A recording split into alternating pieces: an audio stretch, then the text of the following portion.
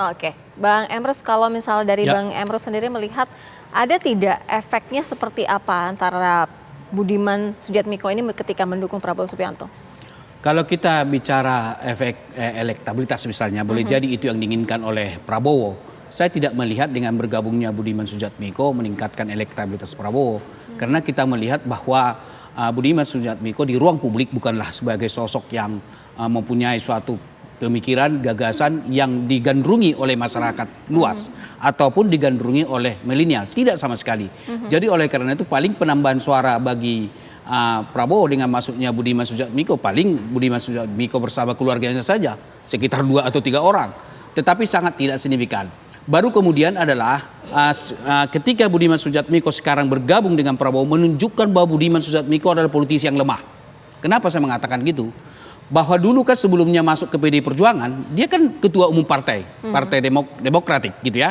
Baru ketika dia masuk ke PDI Perjuangan, dia menunjukkan sebenarnya adalah dia lemah karena tidak bisa mengelola partai. Masuk menjadi bagian dari suatu partai. Baru kemudian pindah ke partai lain. Nah ini kan 2 kali lemah.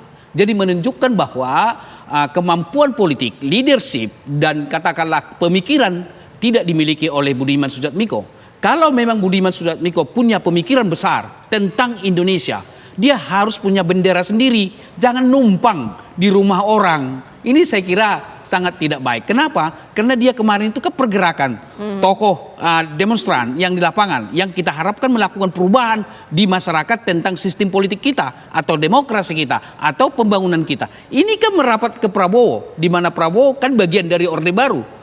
Seperti kata Pak Prayitno tadi, bagaimana dia membangun brandingnya kembali yang dulunya adalah penolak status quo Orde Baru, tetapi sekarang secara simbolik menjadi pendukung tanda kutip ya orang Orde Baru, karena memang Prabowo tidak bisa dipisahkan dari situ karena memang ada ikatan keluarga. Jadi saya pikir ini sangat tidak baik, sangat tidak produktif bagi Budiman Sujatmiko. Harusnya kalau dia tidak mampu mendirikan partai politik, harusnya mendirikan LSM, lembaga swadaya masyarakat, untuk memperjuangkan gagasan idenya ketika berjuang dulu ketika 98. Bukan katakanlah pindah ke partai, pindah ke sana. Jadi artinya apa? Bahwa dia sangat pragmatis, sangat orang yang katakanlah politisi yang menurut saya adalah politisi yang haus akan kekuasaan. Karena tidak dapat di sini, pindah ke sini. Maka sangat benar kalau itu dikatakan politik yang musim berganti gitu. Baik, terima kasih Bang Emrus sudah bergabung bersama kami. Terima kasih juga Mas Adi Prayitno sudah bergabung bersama kami di Kabar Petang.